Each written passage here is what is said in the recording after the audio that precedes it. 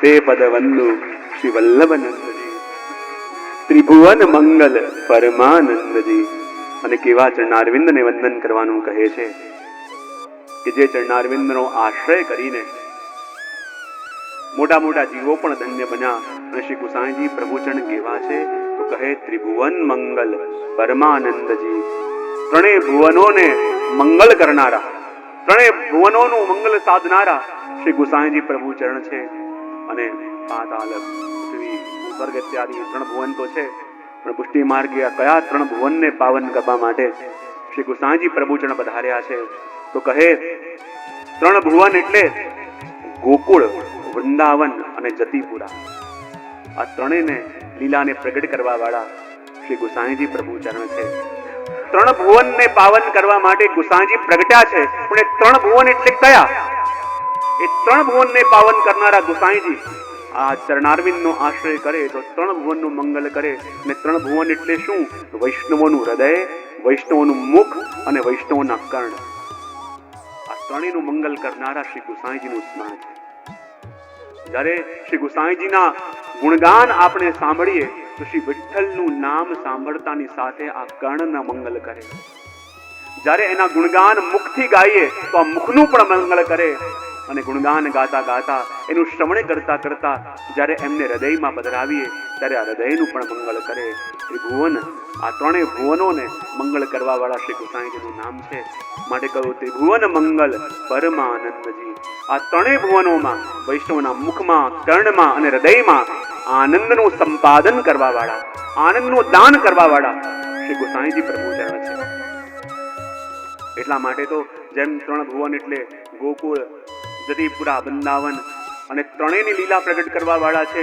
અને એટલા માટે તો ગોકુલ નાથ પણ કહેવાયા, વૃંદાવન નાથ પણ કહેવાયા, ગોવર્ધનધારી હમણાં આવ્યું નામ એ પણ કહેવાયા. કારણ કે ત્રણેય લીલાને પ્રગટ કરવા વાળા છે.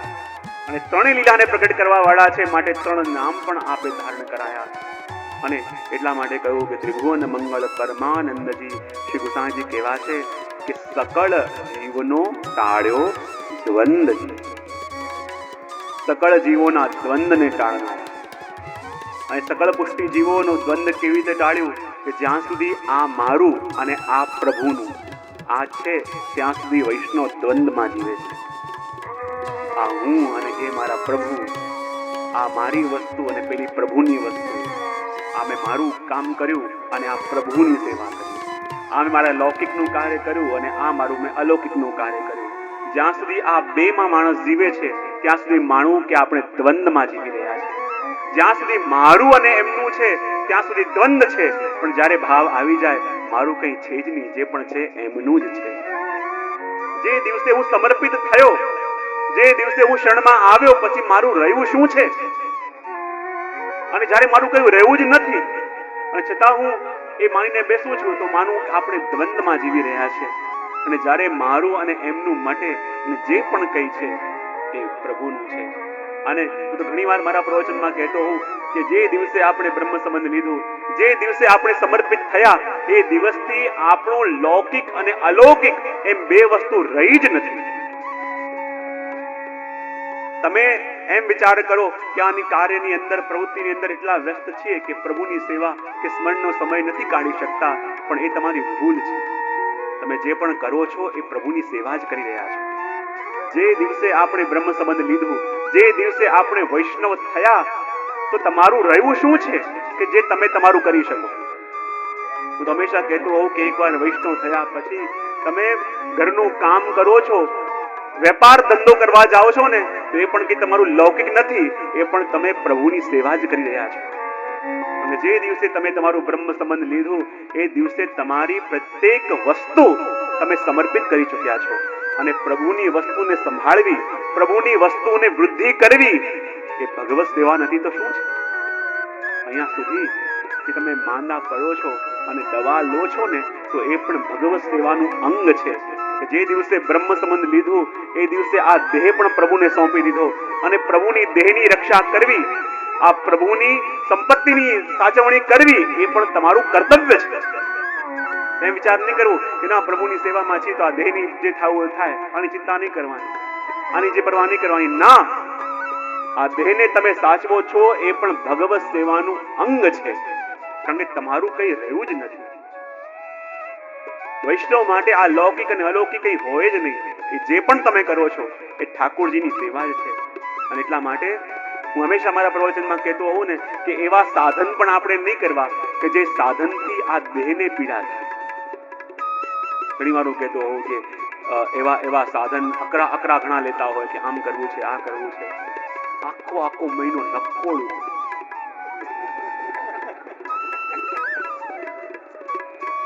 મારે કઈ જ લેવાનું નહીં, બહુ સારું. કઈ જ ના લેવું, બહુ સારું કહેવાય. ઘણી વાર હું કહેતો હોઉં કે પેટ ખાલી રાખી અને મનમાં ભોજનના વિચાર કરો, એમ કરતા પેટમાં ભોજન રાખી મનમાં પ્રભુના વિચાર કરો ને.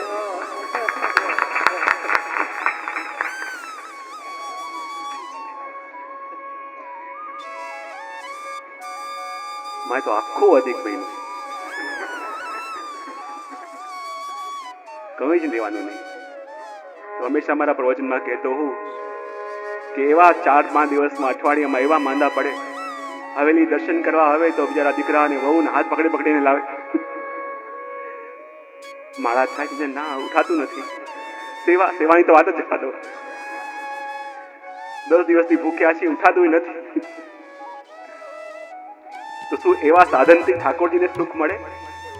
હું તો હંમેશા કહેતો હું કે રોજ લેતા હોય એના કરતા અધિક મહિનામાં 2 રોટલી વધારે લેજો, પણ નિયમ લેજો કે આખો મહિનો જે પણ લઈશ એ ઠાકોરજીને સમર્પિત કરીને લઈશ, ભગવત પ્રસાદી લઈશ. પણ આખો મહિનો મૌન લે.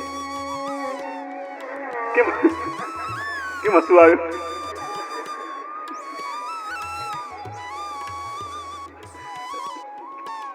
અમારે કઈ બોલવાનું નહીં.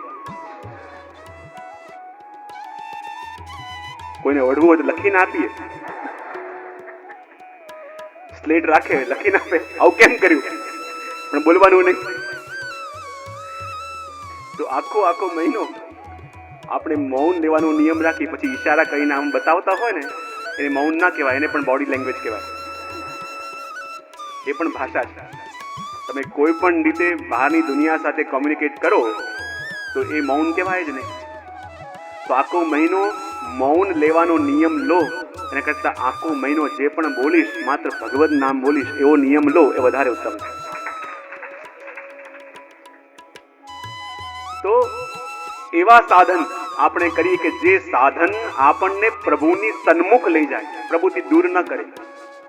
એવા નિયમ લઈએ કે જે નિયમથી આપણી ભગવત સ્વરૂપમાં આસક્તિ અને ભગવત સેવામાં તત્પરતા વધે, એનાથી આપણે વિમુખ ન થઈએ. તો જે સાધનથી ભગવત તત્પરતા વધે, સેવામાં પ્રીતિ વધે, એ સાધનો આપણે કરીએ તો સાચા અર્થમાં આપણી પ્રીતિ થાય. એટલા માટે કહ્યું તે પદબંધુ શ્રી વલ્લભ નંદજી, ત્રિભુવન મંગલ પરમાનંદજી, સકળ જીવનો ટાળ્યો દ્વંદજી, અને જગમાં વાપ્યો મુખ મકરંદજી. અને જગની અંદર શ્રી ગુસાજી પ્રભુ ચરણનો મુખ મકરંદ. મકરંદ કોને કહેવાય? જેમ કમળ હોય તો કમળના સુગંધથી લોભી ભ્રમરો ના આવે, પણ કમળના મધ્યમાં જે મકરંદ છે, અને મકરંદની સુવાસ જ્યારે ચારો ઓર ફેલાય ત્યારે એ લોભી ભ્રમરો એ કમળના મકરંદનું પાન કરવા માટે આવે. એમ ગુસાજી પ્રભુ ચરણનું મુખ એ તો કમળ જેવું છે, અને એમાંથી નીકળેલા આપના વચન એ મકરંદ જેવા છે. અને જ્યારે શ્રી ગુસાજી પ્રભુચરણની વાણી બહાર પ્રગટ થઈ તો એવી સુગંધ આવી, એવો રસ પ્રગટ્યો કે જાણે કમળ ખીલ્યું હોય અને કમળમાંથી મકરંદની સુવાસ આવે. બરાબર એવી રીતે શ્રી ગુસાઈજીના જ્યારે ગ્રંથો પ્રગટ થયા અને ગુસાઈજીના ગ્રંથોનું જેણે પણ એ રસપાન કર્યું, એનો આશ્રય કર્યો, એને એમ જ લાગ્યું કે જેમ લોભી ભ્રમર કમળનું આસ્વાદન કરવા માટે આવે એમ બધા જીવો એ મકરંદનું આસ્વાદન કરવા માટે આવ્યા. માટે કહું જગમાં વ્યાપ્યો મુખ કરંદને. અને આની સંગતિ કરી છે ભાગવતજીના મહાત્મા સાથે. અને ભાગવતજીના મહાત્માની અંદર ઘણા શ્લોકો કયા, જેમાં કહ્યું કાલ વ્યાલ મુખગ્રાસ ત્રાસ નિર્ણાશ હેતવે શ્રીમદ ભાગવતમ શાસ્ત્રમ કલૌ તીરેણ ભાષિતમ.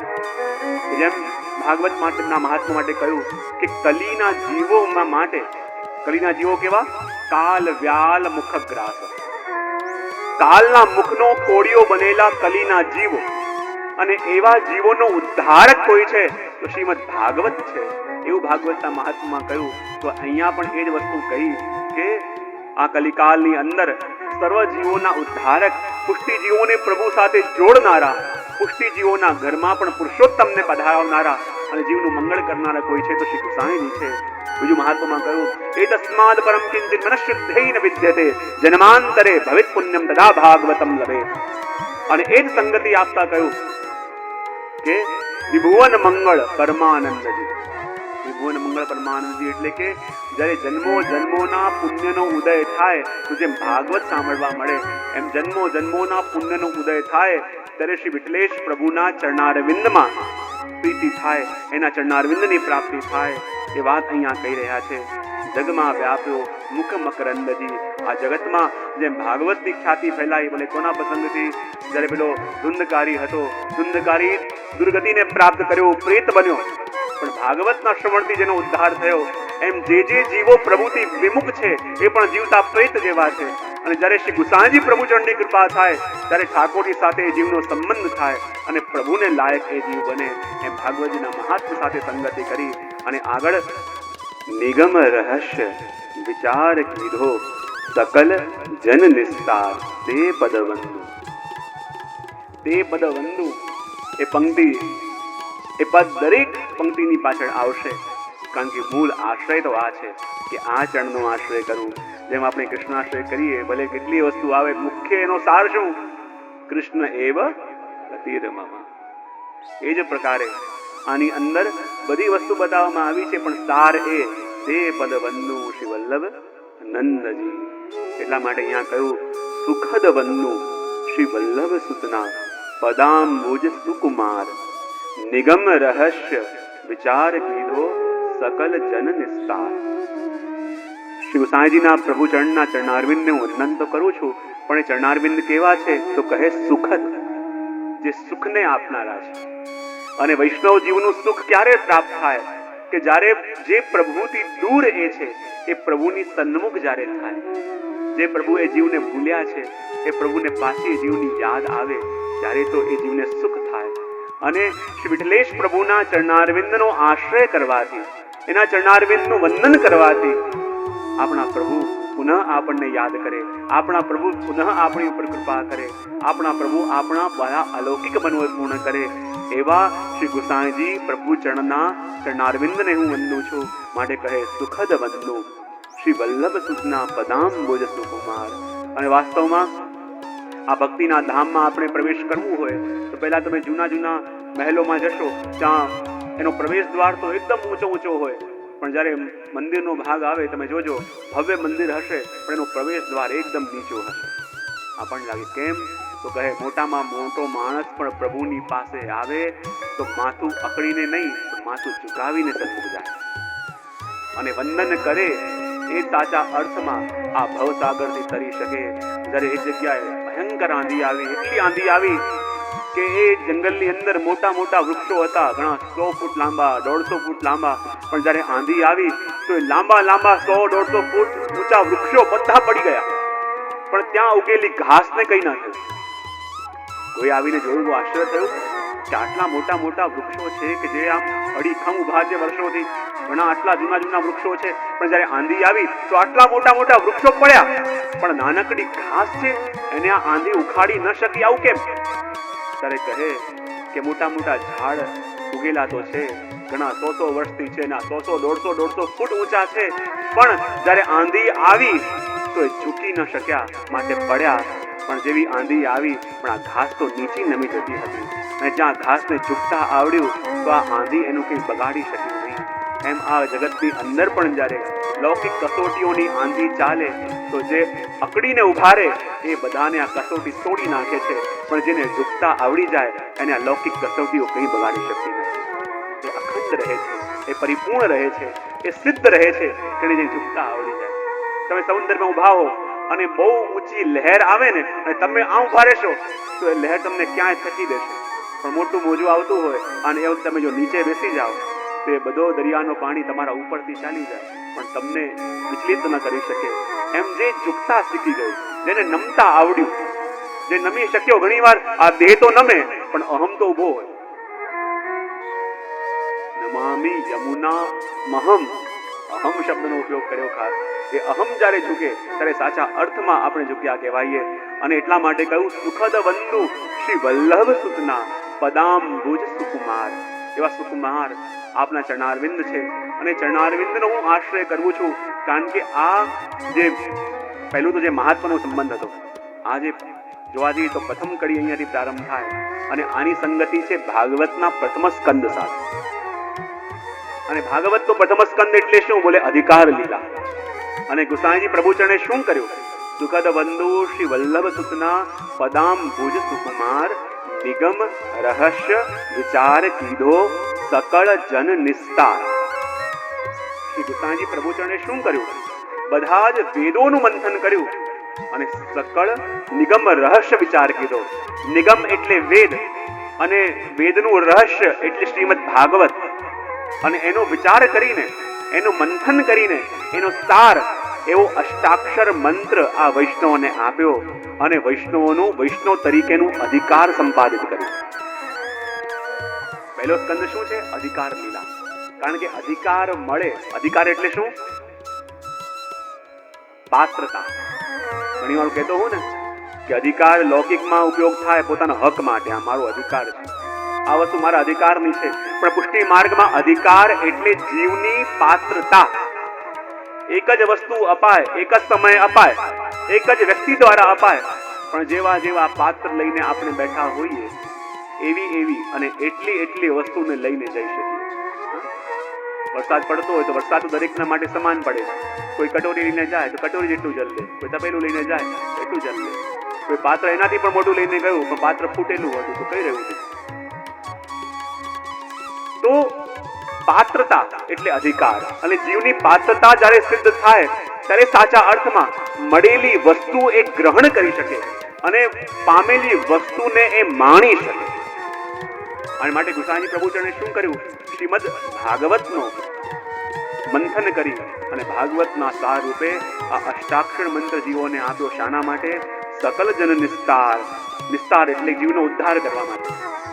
અને જીવનનો ઉદ્ધાર ક્યારે થાય? કે જ્યારે એના અધિકારનું સંપાદન થાય. અને અધિકારનું સંપાદન કરવા માટે અષ્ટાક્ષર મંત્ર આપ્યો. કારણ કે જ્યારે જીવ બાળક જેમ કે 100 મહિનાનું થાય ત્યારે એને અષ્ટાક્ષર મંત્ર આપવામાં આવે અને અષ્ટાક્ષર મંત્ર આપ્યો એટલે બીજ રોપાયું, એને અધિકારનું સંપાદન થયું.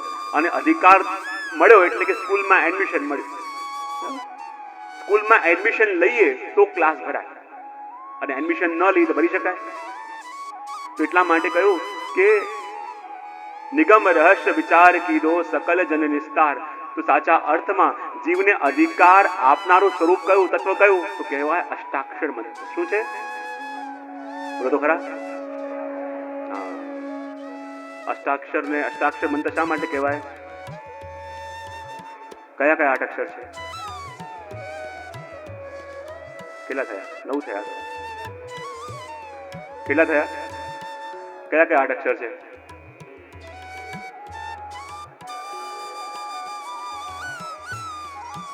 કેટલા થયા? જો અષ્ટાક્ષર મંત્ર એટલે આપણો અધિકાર. અધિકારમાં પાસ થઈ, કારણ કે સ્કૂલમાં એડમિશન લેવાથી તારે ઇન્ટરવ્યુ થાય ને, મા બાપનું ઇન્ટરવ્યુ થાય અને ઇન્ટરવ્યુમાં પાસ થઈ તો એડમિશન મળે. એમાં પહેલા સ્કંદ સાથે સંગતિ છે અને પહેલો સ્કંદ એટલે અધિકાર. આ જીવને જે મળવાનું છે એ મેળવવાનો અધિકારી આ છે કે નહીં? એવું કરો, અહીંયાથી બેસેલા કોઈ 5 જણ પાછળમાંથી મને અષ્ટાક્ષર લખીને આપો.